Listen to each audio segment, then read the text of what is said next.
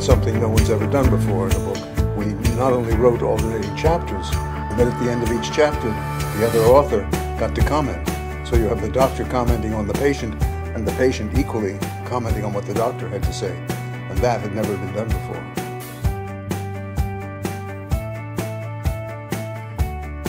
Ralph and I wrote this book to let people know about all the other options that have fewer side effects and higher cure rates.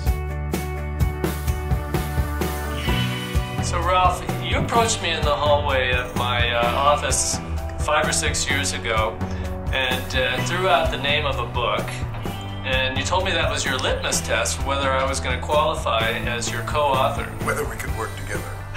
If you could stand the title, we could work together. So Ralph approached me with the title Invasion of the Prostate Snatchers, and I think I had kind of a low bar for accepting that name. I was just excited about the idea of collaborating on trying to get our message out. And the idea of working is, there'd been no book where a doctor and a patient were paired as equals. And I think that was one of the things that made it successful and made it less threatening to guys. I mean, here's a doctor giving his opinion, here's a patient giving his, and then they're each commenting on the other.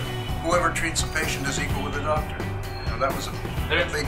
There's some real strengths to that. The idea that the patient is the most important person in the relationship, and the doctor hopefully has the patient's interest at heart. So you're writing the science, and I'm sort of telling the jokes.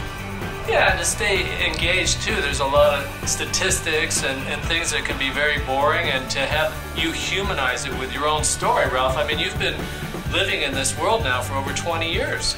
Well, it seemed to me somebody's got to stick with it and prove to themselves that they can wait. And now the time has come to take some action, but for those 20 years, I was spared being cut, being radiated. I had a pretty good life and feel pretty comfortable with the way we've had.